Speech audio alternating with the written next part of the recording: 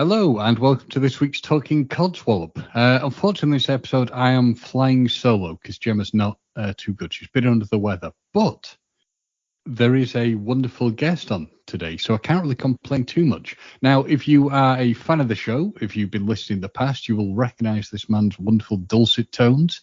It is Mr. Andre Daniels, who we've had previously on the show, and I was looking back to see when we had Dre on, but I'll let Dre introduce himself. So, Dre, over to you. James, my man, it's good to be back on Talking Card Swap. It's been forever since I've been on the show. It feels good to be back. Too bad Gemma's not here. I'm sorry she's not feeling too well, but it's been a long time coming to make my triumphant return to the show. Well, definitely. I looked into this to find out when we first ever had you on, and it was episode 195, and that was way back. Are you ready for this? In December 2021. Good Lord. Good grief on my almost 2 years. Holy crap. That is something. Time flies, don't it? It certainly does. And we did come onto your show, and that was in April 2022, but it still shows it's been far, far too long. Yeah, man. Yeah, but it's good to be back. I can't wait to talk to you about all the stuff I've been into since the last time we spoke. So I'm no doubt this is going to be a dope reunion. Yeah, I think you will. I'm really looking forward to it. Now, the thing is, Dre, for anyone who's listening, obviously we have our fan base, but for every episode or any episode can be a first episode for somebody who's listening. So to let the listeners, who've never listened to the podcast before, tell us a bit about yourself. And obviously for the people who are fans, our salty tadpoles, let them just refresh their memory. For all the salty tadpoles, I love it. So for those that aren't familiar with me, I'm Dre the Brew Dames. I am the writer, editor, owner, and pretty much director of the comic book production company, Brutal Planet Comics, which I also run a YouTube channel of the same name, Brutal Planet Comics. And I have been a lifelong comic book fan since I came out the womb. So this is life for me. I have been a part of a lot of writing projects in the independent sphere. I've had my hands dabbled in voice work. I've done pretty much everything under the sun. Yeah, pretty much. And from Washington, D.C. in the United States of America. I know I have to quantify that because everybody in the UK, Washington D.C. And I grew up there, and I've always been pretty much a huge comic book guy, and I decided to make a career out of it. And I have been producing comics professionally for quite some time, for many years now. And I have finally put together a trade paperback of my flagship comic book run, Trebel, The Rhythm Within, which I'm actually on the brigade of promoting on Indiegogo as we speak. And no doubt James will put a link in there somewhere. And to get as much support as I can to get this trade paperback on shelves and in people's hands. So it's been a heck of a long ride and a heck of a career thus far, and I'm just getting started pretty much. So yeah, that's brilliant. So you have obviously had success in doing this, but I'm intrigued at the point you're at now. What would you say has been the toughest part of having this as a career? Oh, no question, is getting the word out. That's always been the hardest part of being an independent creator, because the algorithm is not kind to you, especially in social media, not kind. Whether it's been YouTube, Twitter, Facebook, Instagram, or whatever else things that they just keep coming up with every other moment. It's relentless. It's like if you're not a quote unquote influencer or some hot chick doing nothing, It's not Yeah. it's not gonna it's really really hard to get the word out. So that's always been the major challenge. Like bookings have been easy. That's usually the easy part. Like especially like I live in a city. I guess in Washington D.C. obviously. And there's a melting pot of all types of book places and comic book shops and everything. So getting booked there is pretty easy, which is good. But that's usually in the modern world that we're living in now. If you're not on social media, if you're not in the public eye like that, you might fall on deaf ears, which is difficult, especially in a literature-based medium. For those of us that's been around forever and a day, it's weird. Even to this day, it's weird. And being on social media, it's like the scrutiny's there, but that's all part of the game. But just Mhm. getting the word out and having people be drawn to you because there's so many voices on social media all over the place, all buying for attention or trying to sell something or whatever the case may be. It's a lot of noise going on. So trying to Mhm. cut through the noise is definitely a challenge. Yeah, because social media is how I think it was on a podcast, wasn't it? When we first kind of got to know each other Yeah. through was it Reels and Heels? If my It memory's was. Yes. yeah, Yes, it on was. Reels and Heels. Yeah, yeah, and I remember it, and it was just I love this. There were you and some other creators on there. I just love what you were doing and what you were looking to create. And I was like, I want to talk to this guy. And I want to know what he's all about. Yeah. Yeah, it's And funny. I just reached out to them the other day. I haven't heard back from them yet. But yeah. Heels and reels. Wow. yeah, Yeah, that was a while ago. Yeah, yeah. absolutely. Good So grief. before we get to talk about treble, which is obviously what we're here to do, and I really am interested to learn more about what's happening with that. What is your view as someone who's in the comic book industry on the current state of play of comics in general? Certainly when we're looking at the bigger things like the DC and Marvel kind of Hmm. creations.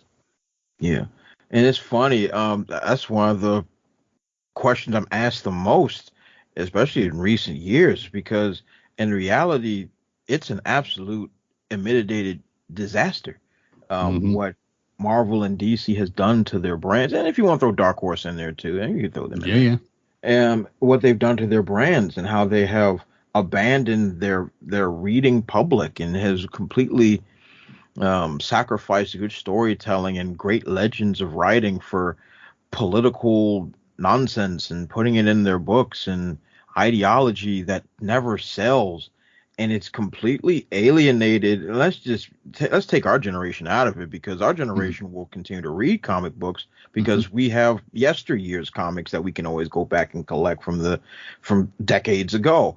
But the Very new true. generation, the Gen Z and whatever else is, they are completely turned off from getting into the medium, because there's some weirdo Gen Zers out there, of course there are, but the majority of them were raised by us. So it's Mm. like they want just good, fun storytelling and all that other stuff, but all you're gonna get is political nonsense being shoved down their throat, and they're not interested in it. And heck, I'm not interested in it either. So it's taking such a major hit, and the idea of trying to grab a hold of this, what do they call it, modern audience that doesn't exist, it has done so much damage to the comic book industry, and it has affected the indies.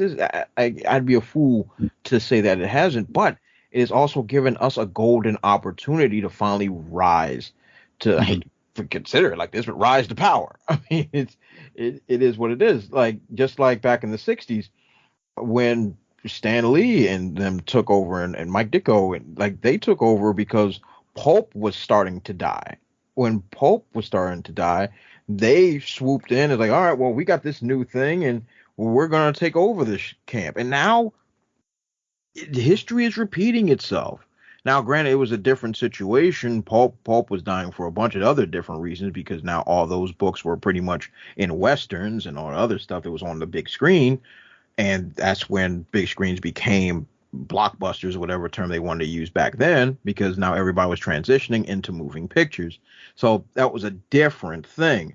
But nonetheless, they have squandered the golden egg. They have cracked it and they have scrambled it on daggone concrete. And it is an absolute mess now. So a lot of folks um, have pretty much abandoned it. And I can't even be upset with them because if I was new to the comic scene, I wouldn't want to be into this either. If I was somebody that just enjoyed cartoons or video games, and I said, "Hey, I want to give comics a try," and I go into my local comic shop and I'm seeing all new, all different Marvel, and it's all a bunch of weirdo political garbage, I'm out the door. It's not even. I wouldn't stay there for 1 second. So they've really squandered something beautiful, and now it's up for us to pick up the ball and run with it. I'd certainly agree with you, and it's got even more. I mean, I was looking at your YouTube page, and I think it's getting even more difficult to kind of look at what is happening in the comic book film industry. Yeah.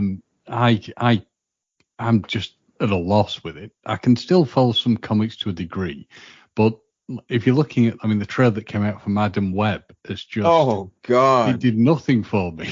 Oh, goodness gracious. The timing of that could not have been worse. It could not have been worse. Captain, the Marvels is literally bombing as we speak. Yeah. As we speak, it is bombing harder than Hiroshima, okay? It is bombing. And then Sony has the audacity to go and release another girl boss trailer nonsense. And the amount of eye rolling right when it was brought to my attention, I was like, wait, no, that can't be true. And like me, I try to be as objective as I possibly can. Mm-hmm. I try not to judge the film's merit just off of the trailer, but the trailer does not look interesting to me. Nothing about it looks like it's any good. You're doing a whole girl boss thing again. And look, Madam Web is not a box office draw. Yeah. She's a support character. That's oh, my goodness. That's like if DC made a movie about the Trickster. You know, I'm like well, you know, like what are you doing? Like it's not a draw. That Madam Web ain't selling comics. I've never met anyone said, "Hey, I want that Madam Web number 272." Like I've never heard that sentence ever before. I have heard say, "Hey, let me get Spider-Man number 116," and it features Madam Web in it. That's what I know. You're going to produce a Spider-Man, once again, Spider-Man branded character with no Spider-Man again, and you turn it into a girl boss film. What are you doing? Slashed with That's So Raven. Now, James, I saw you that comment. James, I don't know if you're familiar with That's So Raven. I don't know if you get over there in the UK, but 20 years ago, it was on the Disney Channel, and I had younger cousins and siblings and stuff, and they watched it. It's dumb. It's literally like somebody seeing the future, and they're like, "Oh, I'm gonna change it," and like literally the camera angles, the camera shots, everything is That's So Raven, and I'm sitting there like, what am I looking at? This is like, and I'm sure this joint's gonna have a budget of at least $150 million, and there's no way this movie makes money. I don't know what's going on, and I've said this 1,000 times. I'll say it 1,000 more. You cannot make money when you're just trying to push political nonsense. The girl boss archetype has never, allow me to repeat myself, never made money, ever, period. You can go down an entire list of things that's been released over the last, 3 or 4 years? 3 or 4 years. And it's all been trash. You can go, they did the Ocean's 11 with all the women. They did the 433 with all the women. All just on bombed. What was that? Birds of Prey bombed.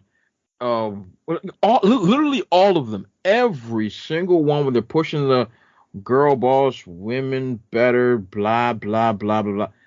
It's nonsense, and it's time to put And in. yet, yeah, and yet the film that I absolutely loved that. I have nothing against strong female characters. I have nothing against female leads. But an example of an absolutely wonderful film that did well was the last Predator film. Yes, it did. I thought that was absolutely brilliant. I loved it. It was a great character. There was no suggestion that it had, that any other people of different genders or whatever were any better than anybody else. It was just a well put together film that really got my attention.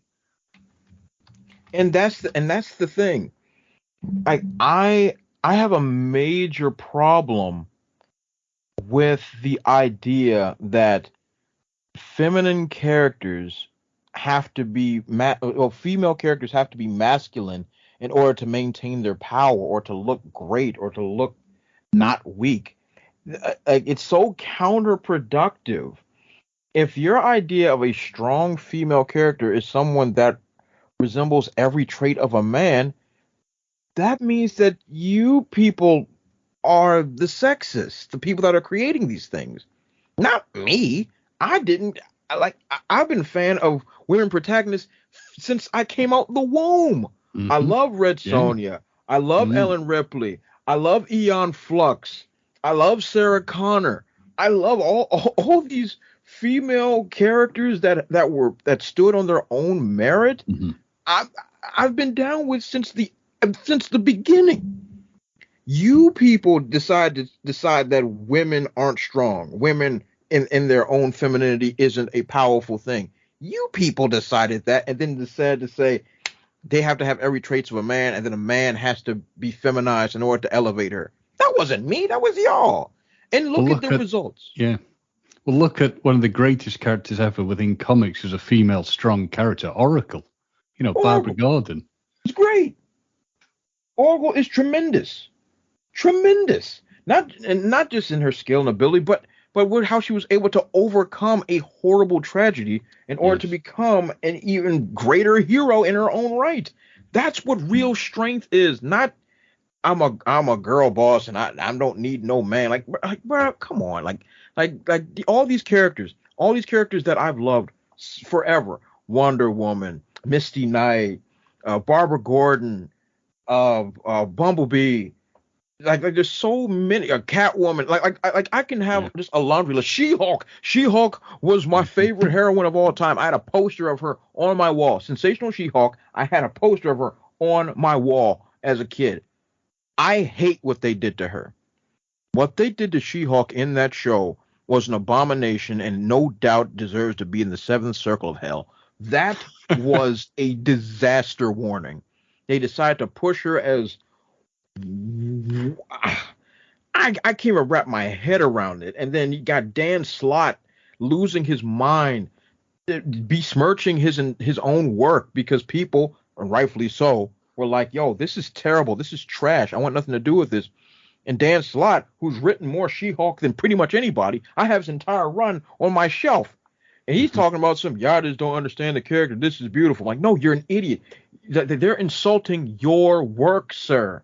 And you're shilling for them, and they still won't hire you. Stop the chaos. Everyone knows it's garbage. One thing you can't trick is the viewing public forever. That's one thing you can't do. You might be able to get them once. You might get them twice. But they'll catch on to your nonsense. And then it all falls apart. And that is what's happening in front of us. And I'm so glad to see that it's finally burning at the stake.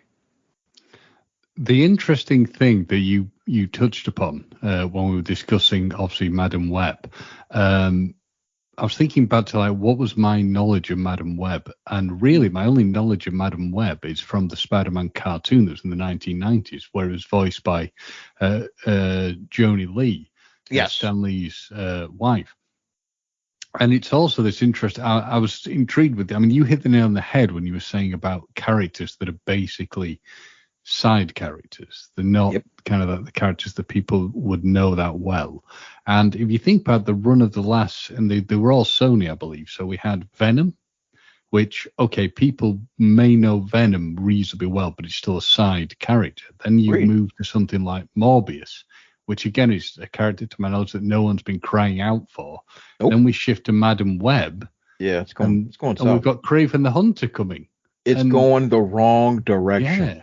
It's going the wrong direction. And look, I'm a huge Venom fan. I love that character. I think that character can actually stand on its own merits. And I think he's popular enough in order to have his own films, which he has, and has made some money. But would I then say, okay, since this was success with Venom, which is a mainstay character, which everybody knows, even if you're not a comic book fan, you know Venom. That's like, he's a premier villain. Morbius, are you kidding me? Morbius. The only people that know who Morbius is like me and 3 other people.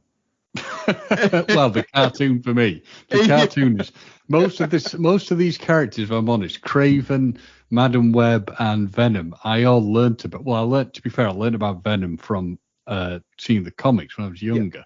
But the other characters, which are very, tertiary characters, I know about them from the cartoon. And if you weren't of a certain age, I mean, I don't see how it's going to work. And where I felt, the heart sinks for me when I look at the trailer to Kraven. I just thought this is not going to be good. And then I look at the trailer to Madam Web.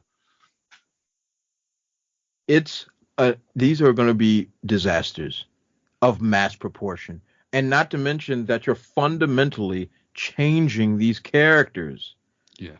We got Kraven the Hunter is some type of killer, but he's like an environmentalist at the same, like just all types of nonsense you're throwing together. And because this is the thing, this is the problem, not just with, what they're doing, but when you're trying to make a villain a main character, you have to have a foil for the villain. If the only foil for the villain is another villain, who am I supposed to root for?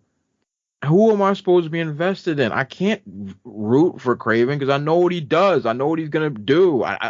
You're a bad person. Michael Morbius, yes, he's a tragedy, but who cares if he's not involving Spider-Man? Only thing you can do is get another vampire-esque character. That's dumb.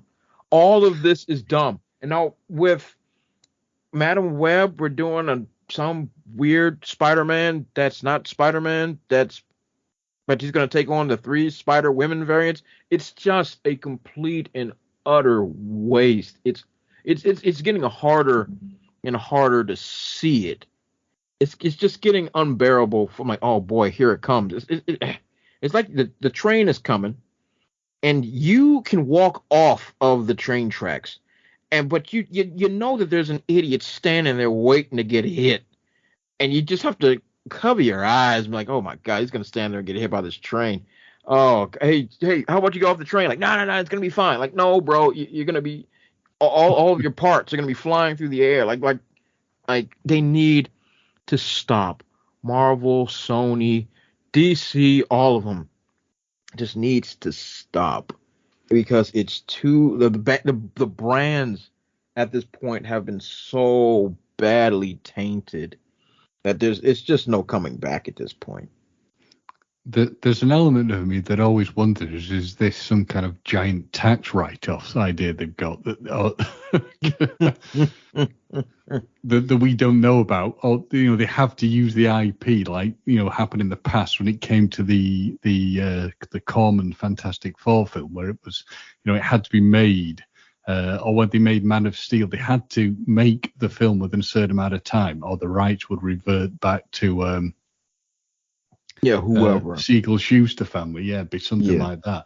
Now, what are your thoughts? I'm hoping I haven't lit a fire under you on this one, so to speak. I mean, we've discussed Marvel to a degree. I myself personally, my heart sinks when I think about what's going to happen with DC. I just cannot. God. I can't I'm very disappointed in what I think the future will be. Although I did like The Flash. A lot of people didn't, but I liked The Flash. Hmm. So DC never got started, as far as I'm concerned. Um, this was a start-stop franchise.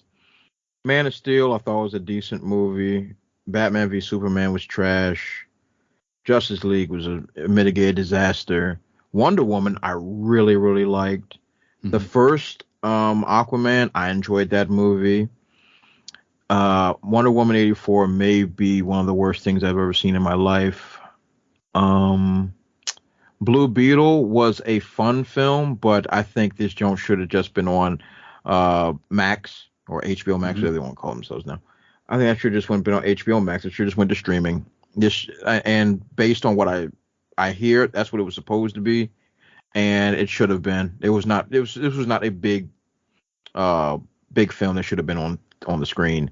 Mhm. Uh, Flash, I'm glad you enjoyed it. I did not really like that movie very much. There was a couple elements that I enjoyed. I mean, seeing Michael Keaton again is always great. And I was the part that I thought I'd hate the most is what I actually enjoyed the most, which was Supergirl. I enjoyed her portrayal. I thought that was really, really, Mhm. really decent. I really thought it was just going to be some, as everything else I've been conditioned to is girl boss time. And I didn't get that. So I was very happy with that portrayal. But two Ezra Millers for 2 hours, that was just too much for me, man. That What was I too couldn't, much. yeah, what I couldn't get my head round with the Flash is the way they had Affleck playing Batman. It just didn't seem to feel like we'd ever seen Affleck's portrayal of Batman. I mean, interesting. I like Batman versus Superman, but I particularly like the extended cut. And I like Zack Snyder's Justice League, the one that came out that was done by Yes, the 4 hour Whedon. cut, I I enjoyed thought that. was I thought the Whedon cut was appalling. I remember sitting in the cinema and just thinking, "Wow, this is not good." Um, but God, who knows? I mean, I cannot work out the DC plan at all. I mean, I remember seeing Black Adam, and if I'm honest, my favorite part of Black Adam was the Justice Society and the way Doctor Fate was portrayed by Agreed. Pierce Brosnan. Agreed. Agreed. Like I forgot all about Black Adam, but yeah, I enjoyed that movie. I enjoyed Black Adam. Mhm. The Justice Society of America was a standout for me. Yes. Except Cyclone. Cyclone was kind of stupid. We could have removed her and missed nothing. Hmm. But I like Atom Smasher. Atom Smasher was cool. Hmm. Carter Hall, Hawkman. I really enjoyed that, and I mean a standout was Doctor Fate. Yes. Doctor Fate Yeah. was a standout, and I really, really, really liked Pierce Brosnan as Doctor Fate. We could have just took freaking The Rock out of it. I didn't need him. We could have True. just Justice Society of America movie. That'd been fine. We could have just got him out of here. I did not need him. But I thought the film was fine. Did it have some problems? Absolutely. The narrative was whack. The villain was garbage. But but the Justice Society of America really enjoyed it. I really enjoyed that aspect. But once again, that movie bombed because DC's a non-starter. Yeah. And what James Gunn has done, and I got major beef with James Gunn. As do I. Major beef. He killed these films before they even got started. Mm-hmm. When he got up and did that showcase, I don't know if you watched it when he did the showcase about like what he's doing with the DCU. He's dropping the E. You going with the DCU further? He got up there on the showcase and told the entire world that the movies that are coming out at that point, it was 2023 was about to start. Like the movies that are coming out are not connected to his universe. The moment he said that, he killed those films. Mm-hmm. He killed them. Because now you're telling the viewing public what they understand is these movies don't matter. Mm. That is what's being said to the viewing public, whether he understood it or not. The moment he said that, I said, I know that fool didn't just say what I thought he said. I know that's not what he just said. And sure enough, Shazam 2 bombed. Black Adam bombed. Henry Cavill fired. Yeah. Ben Affleck left. Flash bombed, but for other reasons as well. Bombed. Hmm. It just you set up the dominoes for all these films to fail. I don't know why he got there and said it. And then his headlining pieces are creature commandos. Yeah, I What can't are work you that out. talking about? The Amazons of Themyscira. What? What are you talking about? You cannot. You can't tank your studio and then immediately your lineup is obscure stuff from that only 5 people know about. If I was him, if I'm going to go and tank the studio, I said, this is what we're doing. Our first 3 movies are Superman, then a Batman, then a Wonder Woman. Then we're going to have a Justice League film, which will then introduce fill in the blank, Green Lantern, Flash, whatever. I'm going to introduce all these characters in a Justice League movie.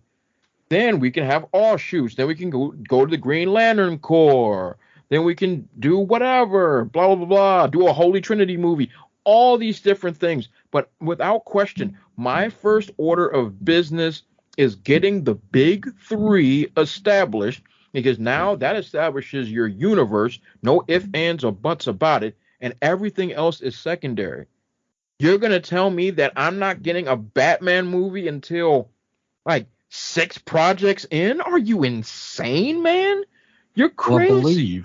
I believe the idea when it was Snyder's baby was that he had wanted to go, Superman, Batman, probably Wonder Woman, then a Justice League, but he was overruled by Warner's, as I understand it. And they basically said, well, the Avengers has done really well. We've got to get a Oh, massive film where we bring everyone together. that's And insane. what happened? It was such a bad call. Studio interference is just a death cry. It's a nightmare. Like, hey, we gotta have ourselves an Avengers movie. Excuse me. They spent 4 years building that up. Yeah. And multiple characters with solo films to build to the Avengers film. The Avengers film does not happen if we didn't have those buildups because I don't know how studios understand this. Iron Man was a D-lister Mm. before the Iron Man movie came out. D-lister. Hence why Marvel allowed, I think, was that no, that was Universal. Columbia? No, Columbia Sony. Whatever studio that was. I can't remember off the top of my head. To use Iron Man, so if it bombed, it wouldn't be hurting a major brand because Iron Man was not popular at all. But that film ended up being a hit, and Mhm. then it started snowballing and creating something that has never been seen before, which has now since been destroyed in front of our very eyes. But it's something we had never seen before. And then DC wanted to play catch up immediately. Say, okay, we had a Superman movie that was not interconnected with anything. Let's get that out the way. Was not interconnected with anything. We have a Superman movie. Okay, what's next? Okay, Avengers is kicking our butts.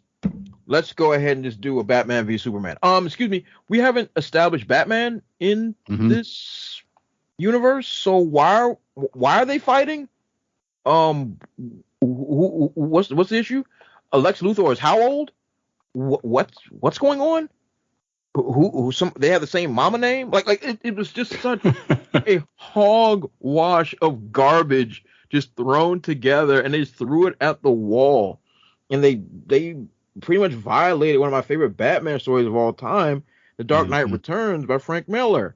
Now, granted, I personally like Ben Affleck as Batman. Oh, I do. I think he was brilliant. Yeah, I really, really enjoyed that. And much to maybe other people's chagrin, they may disagree with me, but that's fine. I really liked it, and I wanted to see more of him. I wanted to see a solo Batman film. But things got away. The studios went crazy. Unfortunately, Zack Snyder had a loss in his family and couldn't complete his work on the Justice League movie, which, of course, his cut was a lot better, but at the same time, completely unnecessary. I Mhm. wanted solo films so that we can build to something. And Steppenwolf is your villain? Come on, who's writing this? Like, who's doing this? like, oh, Steppenwolf's the big bad. Steppenwolf has never been the big bad ever in any book ever, period. I'd rather have Granny Goodness in there than Steppenwolf. It was very interesting to see also, just cycling back, and we'll get off the rage train in a moment, I promise, because both of us are getting triggered, as they say, by this, is that when you look at, Gunn, and he's supposedly this is going to be the great savior of everything. I mean, what he hits with the Suicide Squad, which supposedly was the greatest film ever. And I remember watching thinking, it's okay. Oh, To me, right. Yo, I think I okay. pushed that movie out of my memory. I forgot all about that movie. Holy crap. Wow. Yeah. Suicide Squad. Wow. I thought it was okay, his thing, but nothing exceptional that had me like, wanting to go back to watch it again and again and again. And it's just, I mean, it's telling, isn't it, that the two standout successes they've had within DC have been what they're now terming the Elseworld films, which are the Joker and the Batman, which are still going to be treated as Elseworlds. So they're going to be freestanding entities. I don't personally understand why they're making a sequel to the Joker, but, hopefully it will be successful. But I personally would have left it as a standalone film. I did too. I agree with you, James. I thought that film was darn near perfect for what they were trying to convey, the story that they were trying to tell. It was technically a low budget film. Like so many things worked so well with that. The characterization and Joaquin Phoenix really, really able to sink his teeth into something. It was brilliant. And that movie did not need a sequel. But once you have a movie that has a budget of like $5 and a stick of gum, make $1 billion, it's the studios can't even help themselves. They're salivating at their mouth like, oh my God, you mean to tell me we made $1 billion and we barely had to pay for a sandwich? Like, yeah. Oh, yeah, let's just do this again. So I get it, but I think it was perfect the way it was. I don't think it should be tampered with because now the ambiguity of it is going to be eroded because there was so much of that film that was left to your own speculation of what was real and what was a fantasy in his head. There was so much that even the ending, you don't know if he gets out and goes on a killing spree or whatever, or if he's still in his head just imagining his own freedom. Like it ends with such ambiguity that it allows me to always fantasize about what really happened. But now you're gonna kill all that because now we're gonna have to actually have a definitive answer because he's gotta have to get out of prison and do stuff in order for this film to happen. So I think they're really missing the mark there. I mean, it might be very successful, and they're trying to do something unique, as in making it into a musical, which is going to be very, very different. And Lady Gaga, she got some pipes on her, so and she's not a bad actress. So. Yeah, so that could be interesting. It could be an interesting film. Like I'm gonna definitely go see it because I'm definitely intrigued. And the Batman with Robert Pattinson, I enjoyed that film. I think the third act was absolutely ludicrous, but first two acts, I was intrigued. I was captivated by the film. I was on board until the third act just kind of divulged into the weird superhero trope nonsense, and that got kind of strange with bombs exploding, and that got weird. But I enjoyed that film, and you're right. Those are the most successful films that they've had, and it's got nothing to do with the DC, the shared universe stuff. It's got nothing to do with it. They're just standalone stories. And me personally, I would prefer if DC just stayed that. I would prefer if they would just, at this point, a brand is like, hey, we're just going to tell this story, and we're just going to tell this story, and no interconnecting. Oh, now Batman's gonna meet a Plastic Man, and no. We're like, just keep everything separate and just tell a little story, just like we used to back in the day. Back when we just, hey, we're just telling a story. This is the movie. Blah blah blah blah blah. I think we need to get back to that. At least have DC be different than Marvel and be like, hey, this is what we have to offer. We're talking about doing stories this way, not this universe colliding nonsense, multiversal foolishness, blah blah blah blah blah. I think that would be a much better way to get things done. But you're right, James. Those are the only ones that are making money. And what I think would have been interesting if we'd had what I've heard is the alternate cut of what, well, no, the alternate ending of what could have happened with the Joker is that the person who shoots the Waynes also shoots Bruce Wayne. And I think that would have been one hell of an interesting dark ending to the film. Oh, that would have been hardcore. That would have been very hardcore. My I think God. that would have really changed things up. I mean, I still hold out hope we'll one day see the air cut of his Suicide Squad film, but we shall have to see what happens on that if it ever comes to pass. Yeah, and you know the thing is, I mean, I don't know how much that film was cut up by the studio. Obviously, it must have been a great deal if there was at one point at least a movement of release that the air cut. So I mean, obviously, it must have been a great deal that the studio like pretty much sliced up and threw into the fiery furnace. Um, but I wasn't intrigued enough into that film to actually care about the extended director's cut. I literally didn't even cross my mind once. Like I saw that movie once in the theaters. And I think I saw it on streaming maybe a couple years ago. Just because I saw it once in the theater, I said, "Oh, okay, it's a B movie. You know, you just turn your brain off, watch the explosions." But the villain was just so absurd that I couldn't even wrap my head around it. Enchantress was just a nothing burger, and I was very I was very confused on what the point of this film was. Like I can understand if it was like a fun mission and they're trying to accomplish something, but this was just like it was just weird. It was Amanda Waller creating a demon baby, and then they stopped the demon baby. So they didn't do it. So nothing was accomplished. They're not saving anyone. It's very, very weird. But the thing is, we were sold. If you think about the original trailer, we were sold that the Joker would be even more of the villain than he ever was, and he was the selling point. I believe that's what the air cut would show. Because despite, and I don't know how you feel, but despite the fact a lot of people hated Jared Leto's take, I actually quite liked it. I thought it was like a gangster villain, which I thought was kind of cool. I like that. I think you know what? I think you like it because okay. Let me ask. Were you a fan of the 1989 Batman? Oh yeah, movie? yeah. And I think the Jared Leto version of the Joker is like a holdover from Jack Nicholson's, in my opinion, because Jack Nicholson was a gangster and all that other stuff, and he was just doing.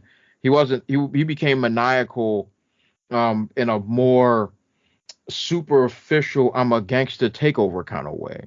So I think those that may be a fan of that performance, which I'm a fan of Jack Nicholson's performance as well, but I think that holdover, I think it was either you're gonna love it or hate it. Because for me, I didn't really like the performance, even though there wasn't a whole lot to go off of.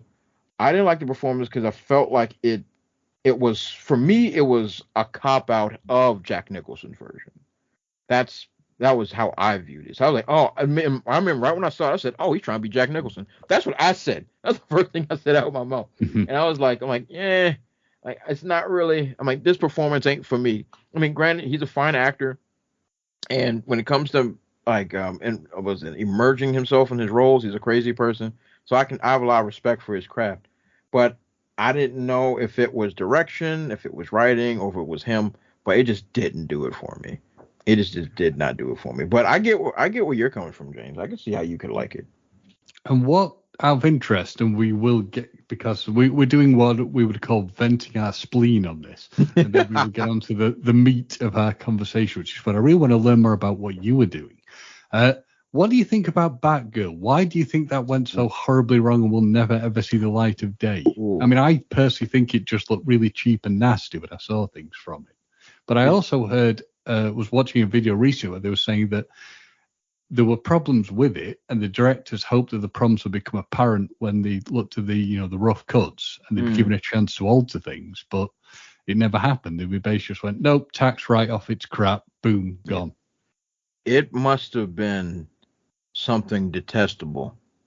That's the only thing that I could think of, because I've seen like the behind the scenes is always somebody with a camera, all that stuff, and I've seen some things, and I've seen like a lot of good use of practical effects. I saw a lot of good stuff as far as like the shooting was concerned, but I that story must have been so detestable because I remember David Zaslav came out and said if we release that, it would destroy our brand.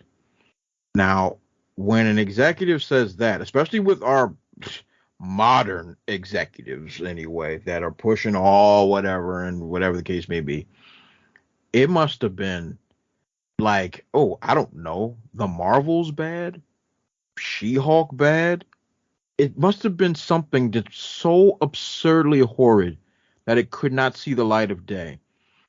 Like the Marvel should have been shelved years ago, and now even the normies that aren't in elbow deep in the comics and stuff like that have completely soured on the brand. The moment it's already been soured already, but this was the nail in the coffin. Maybe Zaslav saw Batgirl and thought it was going to be the nail in DC's coffin. It must have been horrific, and that's the only thing I can think of. That it was like bad, like irredeemable trash because just look at the garbage that has made it past the cutting room floor and has made it to the big screens. you know and but somebody saw this and said it can't be done. It can't be done. I can only imagine and it has to be the story.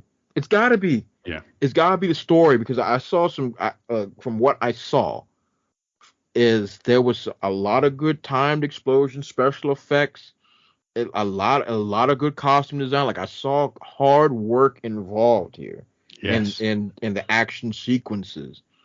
So it had to be that the story is so unsufferable that they just could not pull the trigger, and that's just my opinion. Well, the things that I heard that always seemed strange about it was the fact that the idea would be that you obviously had, J.K. Simmons, who we know as, Affleck's Commissioner Gordon, but he was still going to be in it. Then we're going to have Keaton, again, that links to the Flash, because he would be there, Batman. But the idea is he was going to be like a Nick Fury style Batman, who was like a mentor to people. But then strangely, you would have Barbara Gordon as wearing a costume that I believe she got from like a costume shop, and she somehow had the ability to fight people and be successful. And then I think from other pictures I saw, it looked like they got her in a more accepted style of costume where it looked more I guess, how would I say, more superhero-y than the one she has earlier on, which you would have got, I've seen from Batman. But everyone's going, oh yeah, great, Keaton's back. I think he was supposed to be in it for like 5-10 minutes. Yeah, that's called the jangling keys to try to get butts in seats. And I guess they felt that it wouldn't be enough. Heck, it wasn't enough. Flash bombed. So putting the jangling keys, and God knows I love me some Michael Keaton, but the jangling keys just doesn't work the way it used to. And my opinion is it had to be the story. It had to be. Because, good grief, you scrap the whole a completed film, James. Yeah. I think it's more the fact that as we have discussed, neither of the studios seem to really know what they're doing anymore. And the fact that when it came to Aquaman 2, the fact that they had Keaton doing scenes as Bruce Wayne Batman, and then they decided that they're going to have Affleck as Bruce Wayne Batman. And now it sounds like there may not even be any of them. And it may just, I think, they're saying that Aquaman 2 will be the one that's the nail in the coffin for that whole run. And that's what's going to finish it off. But allegedly, they're saying that Jason Momoa is going to be playing Lobo. Now, again, Lobo, not a very well-known character. Yeah, it's like I know Lobo. You know Lobo. Oh, I know Lobo. You know, the hardcores know Lobo. And it's just like... I just don't. Oh God, this blows my freaking skull. I just don't get it. I don't get it. How are you gonna get butts in seats? Lobo is great. He's a great character, Mhm. but I would not make a film about him. I wouldn't do that because he's good. Like as far as I'm concerned, he is uh, uh, he is the Punisher in a way. Mm. Like Punisher is a good character, is a great side character. He shows up, shoots a bunch of people, explosions, fighting, and murking bammers, and then he's on his way. That is how Punisher is best used. Lobo is the same. He's an episodical villain. He shows up, the main man is gotta get his prize, and just come and do his thing, fight some heroes, understand that he might not get his money, and then bounce. I cannot sit there and watch Lobo for 2 hours.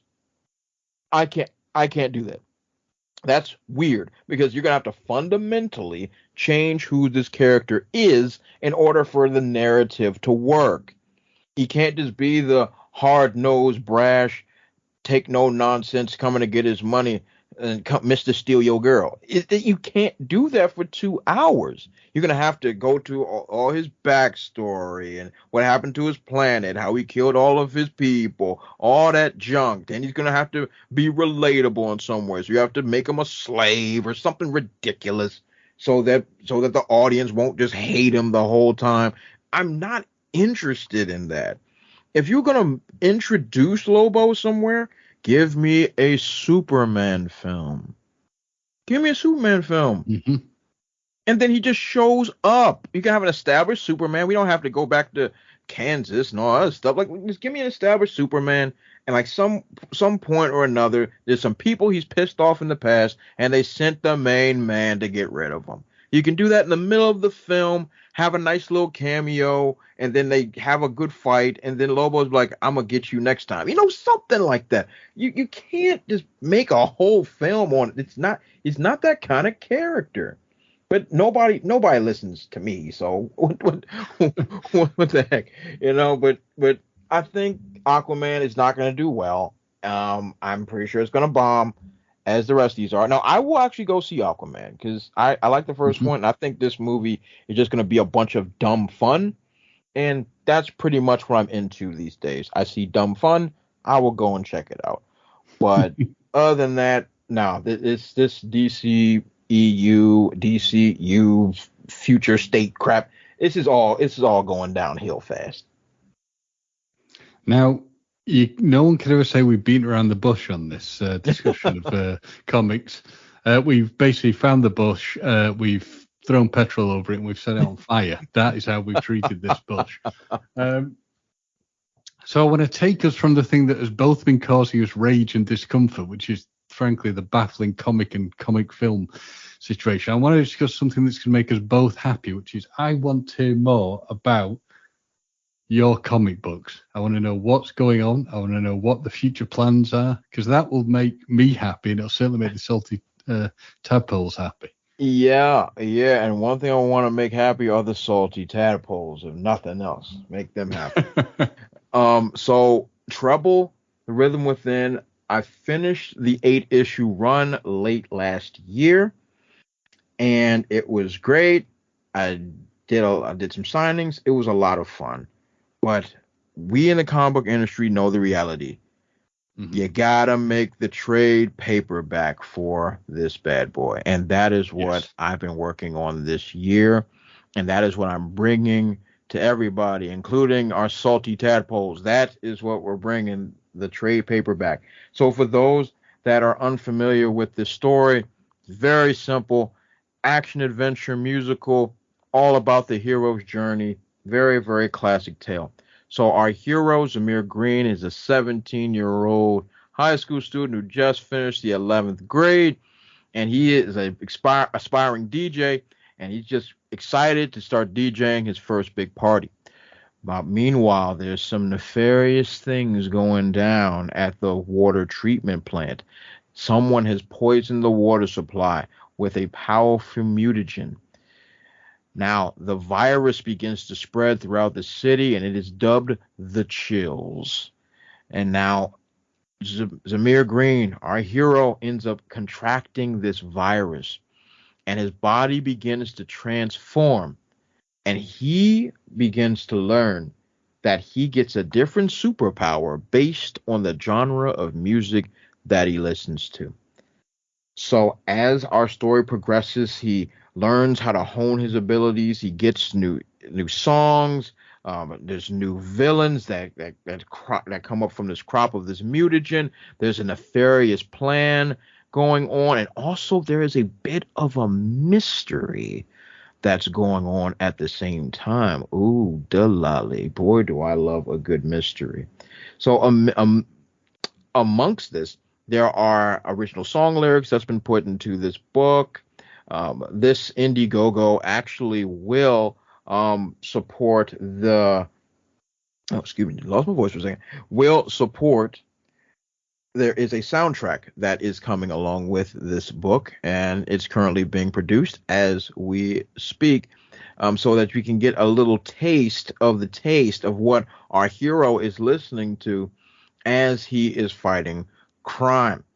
I thought it would be a really, really cool feature. Like, what's a musical book without music, James? What am I supposed to I mean, do? to be fair, as soon as I heard you say that, I really liked that. I really liked that idea because I always, when you hear people or, or you're reading, a book or a comic and they're discussing elements of music or film or something that is influencing them, it's brilliant to be able to do that in real time with them. And certainly when something as integral as it is in your story, I mean, that you are really going to immerse the reader into it far more than anything else has ever done. I think that was a wonderful idea. Absolutely wonderful. Now that you said it's a wonderful idea, I know it's a good one. Now I know. Yeah. It's really something. I wanted to bring it to life. I wanted to make it real. I want the audience to feel it, and especially for all those salty tadpoles out there. I want you all to feel where I'm coming from as well. And it's not just like a passing fancy or a gimmick. It actually is a literal part of the story. It helps bring the story more to life. It helps bring everything full circle, and then like throughout the story, and you're uncovering this mystery along with our main hero, and then there's a major reveal at the end of this story that's going to blow your freaking top off, and it's going to make you reread it just to see how you missed it. It's going to be it's going to be something that's cataclysmic, that's going to push the future stories even further. And I can't wait to see everybody's reaction when they come across it. I love things like that where you end up re-examining something after you've read it. Maybe even more than once you may re-examine it. Now, obviously, when it came out, it would be, I'm intrigued. What's been the big difference between, or the most challenging, rewarding aspect of going from, normal comic to trade paperback? Very good question. So when it comes to trade paperbacks, first of all, there's a matter of padding out the pages, especially when you're doing an entire story arc. Some people like to do the arcs in parts. Like if it's an 8-issue arc, which is like a typical 8-issue arc, you might do volume 1 and then volume 2. You might do that just so you can split up the padding.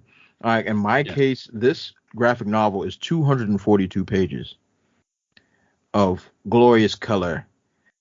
And in order to make sure I hit those numbers the right way, I had to create some new splash pages, bring a few more things to life, a few more sketch pages, a few little extra special tidbits to make sure that nothing comes out wrong, especially when it comes to like during the printery, because how things are printed, they're printed like how can I describe it?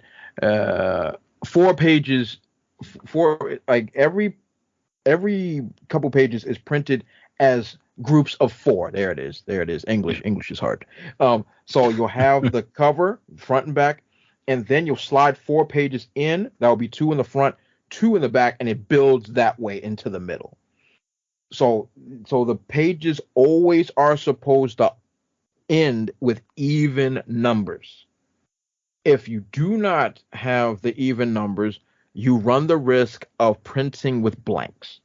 And that is not what you want at all. So your measurements for your prints have to be absolutely pristine. If Mm-hmm. if you mess up once, literally your batch is ruined. So it's really, you have to be precise and getting the right measurements for your spine. Spine measurements got to be pristine digitally. Well, everything's digitally now, but doing it digitally, you got to make sure that it does fit. In my case, I think this was 1 2/5 millimeters, I believe, because if it's not that, then you run the risk of your spine being stretched, and that's not a good look at all.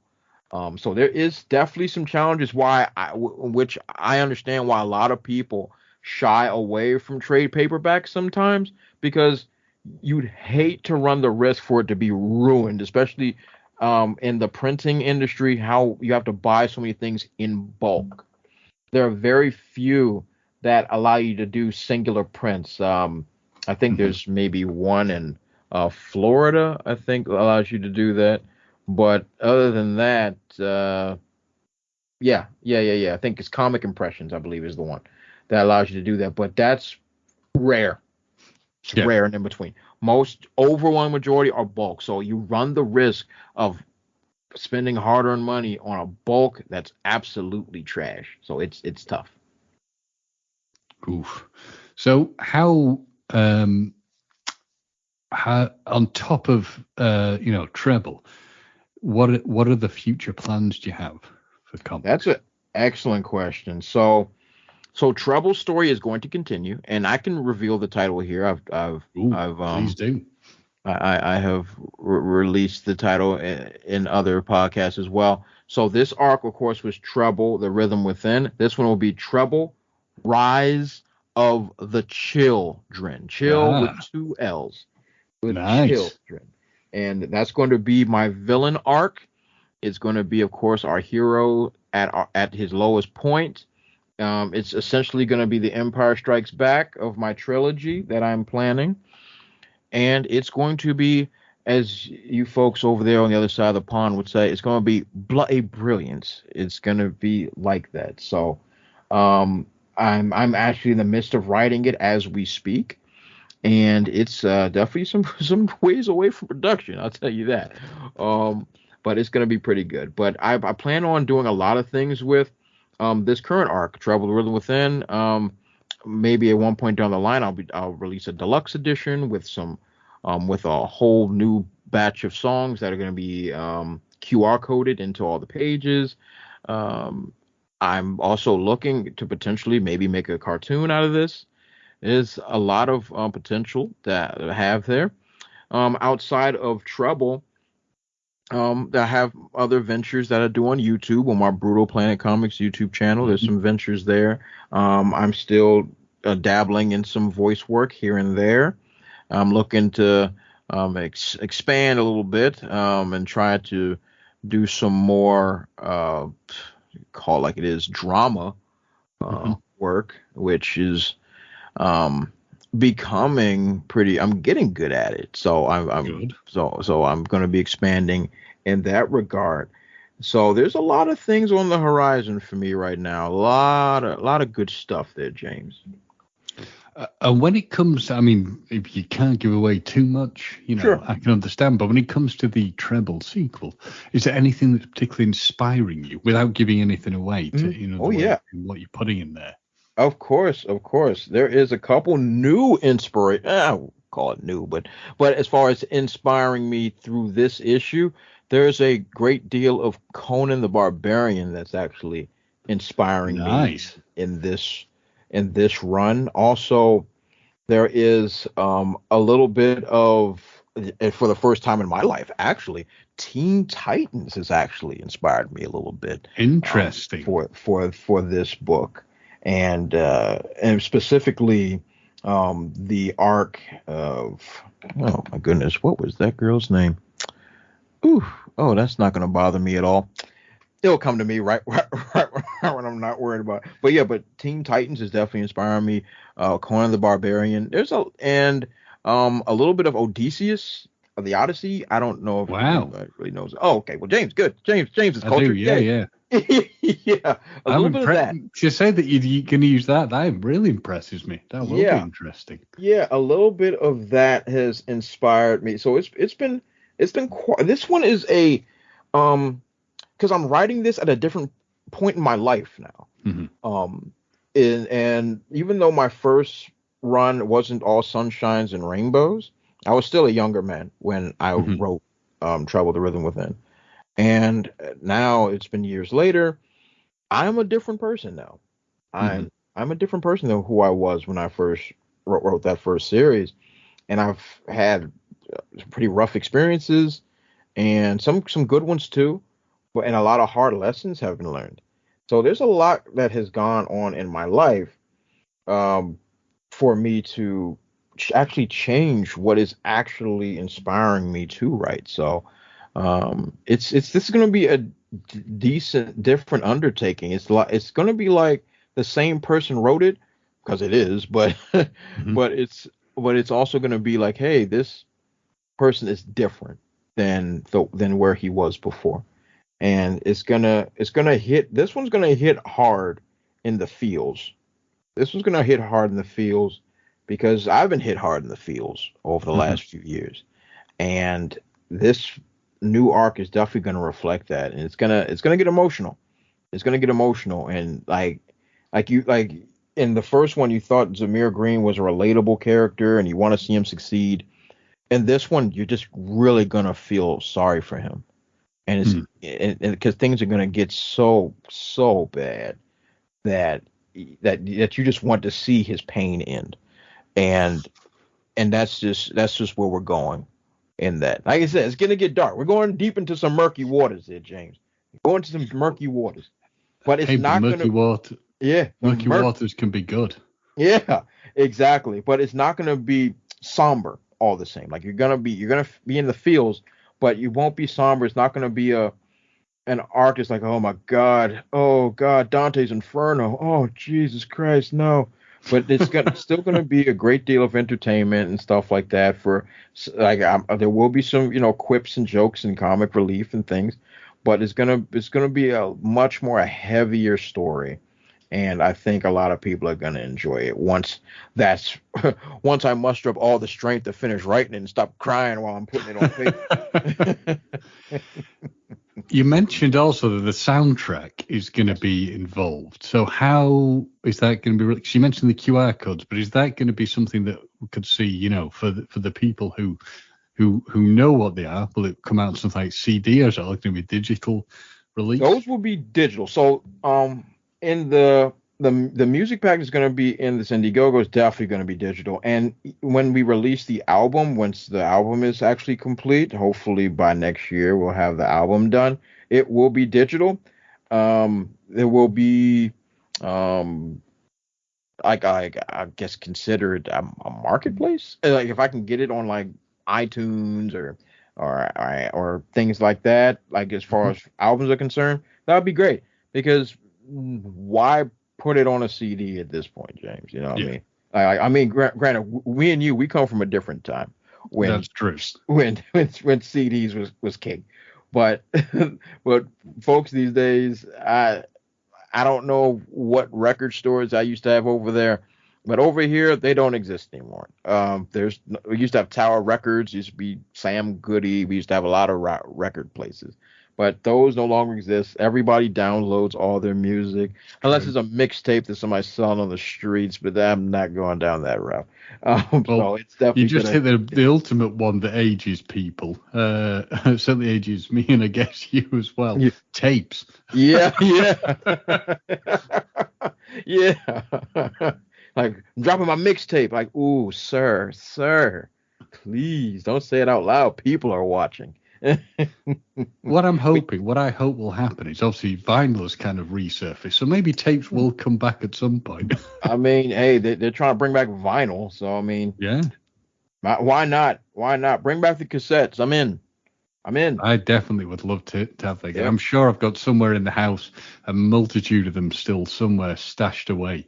But I mean, obviously, these things take time, they take money. So, Yeah. talk to us about the funding, please. Yes, absolutely. So this Indiegogo that I'm running currently is literally funding printing and the future stories as far as production is concerned. But primarily, this Indiegogo is about the prints. And printing, oh my goodness, has gotten insanely expensive. So, for those that are checking this out, um, the printing is what it's all about. And the production is done. It's done, done, done, done, done, done, done. So it's not going to be a whole lot of waiting, like, oh, I got to wait 6 months or anything. Nope. Nope. You ain't got to wait. This is completely about right when the funding is complete. This money goes straight to the printery, and right when I get the prints, they're being shipped out. Plain and Boom. simple. It's not gonna like, oh, I'm sketching it right now. Nope, it's ready to go. Only thing that's left is printing, and that's it. That's what this Indiegogo is all about. It's pretty much just funding the prints because prints ain't cheap, and that's pretty much it. That's beautiful. So, where do the Salty Tab Bowls and anybody who wants to know, where do they go? Because obviously you are going to give us links. I know that, so we can Yes, add of them course. to the podcast. But orally, So, oh my goodness, God, I just choked on my own daggone spit. What in the world's going on? that's the So, excitement of telling us, Dre. You see. yeah, yeah. So, um, there's links. Yeah, I lost my thought. Right on Twitter, my Twitter at TheRoot00. My profile has a link to all of my work. Like if you end up missing this Indiegogo, there's links right in my Twitter, my link tree. There's links to all of my work, and upcoming soon, there's going to be hopefully I'll be creating a new print store direct so for those that are just getting their mittens on my work or just hearing about my work or whatever the case may be, they'll be finally have a print on demand. So that's hopefully coming next year, if God be willing and funding be willing. Let us hope so. Yeah, that's gonna be where it's at instead of just I mean, but some folks like the personal touch. You can hit me up on Twitter and like, hey, I would like a signed copy. Absolutely, without question, I'll send you a signed copy. But if everything works out, it will be a print on demand that will be added to my personal site on Linktree, and that will be a way for you to get your mittens on it. And is it something that is open to people across the pond? So here's the kicker here, James. I personally have no problem sending um, uh, copies across the pond. I've done it before. On the Indiegogo itself, it will say like, oh, only ships to US because that's where I put it on there. Because for me, I don't want my paying customers charged for shipping. Um, Right. I don't want them charged for shipping for it because it can cost an arm and a leg. I'd rather eat the cost myself. So for those that are your audience that are across the pond and you see that it says like, oh, the graphic novel only ships in the US, just like if you still select that option, put in your email, like it always asks, and then just put a comment in there saying, hey, I live wherever, and I will still ship it to you because I'd rather it be on my dime than yours. So That that's is that is a very good thing to do, so that's very commendable. yeah, yeah, absolutely. I'd rather be on my dime than yours because you're taking the time to support my work. So you can, like, I've had a couple people do it already. They actually just hit me up on Twitter and was like, "Hey, I wanted to get the print." I said, "Perfect." I was like, "Hey," and I like that's the way I want to do it. And there's other people that's like, hey, I'd rather you have pay for shipping, all that. Like, no, that's not my MO. I don't like that. So for those that do contribute and you want the prints, because I also have the digital versions as well for those that, across pond don't want to go through the hassle and stuff. But if you want the print, just let me know. Just hit me up on Twitter or just make a little notation in there like, oh, I was interested in the print, and I'll send it to you myself. I will send it to you myself, and just let me know. Like, oh, I contributed. My name is whoever. Like, great. I'll put you on my shipping list. Boom, done and done. Just so because I rather me eat the cost than you all. That's my thing. That is one hell of a. Now, come on, Salty Tadpoles. Come on, anybody who's listening. How can you not want to support this man if he's willing to take the hit financially himself to post something out to you? That tells you one of two things. He's a brilliant guy, but it also tells you how much he believes in his product and how good his product is. Oh, James, your kind words bring a tear to my eye and warm my cold, dark heart. Well, I can understand the tear, but the cold, dark heart, I'm not quite sure I buy into that. But that's the kicker. I'm like, hey, I'd rather just have everybody enjoy my work, and that's the way I want to do it. And oh, right, duh. I completely forgot, James. I completely forgot. Next year, I am actually getting some deals done with, I believe you folks have a book company known as Waterstone. Yes, we on do. Your side, on your side of the pond. I'm actually in the midst of trying to get a deal done over there at Waterstone to have my novel over there on in your stores. I don't know how that just slipped my mind. But yeah, so I'm in the midst of doing that as well, right? Duh. So Drake, you're a smart. I mean, to hold that information to the end, I think is an incredibly smart thing, and I'm very glad you did not forget. And I want to ask one favor of you: when the Waterstones deal happens, can we have you back on to discuss it so we can you get most certainly can. Absolutely, yes. I wouldn't have it any other way. I mean, I will be down at Waterstones. I want to get the first edition.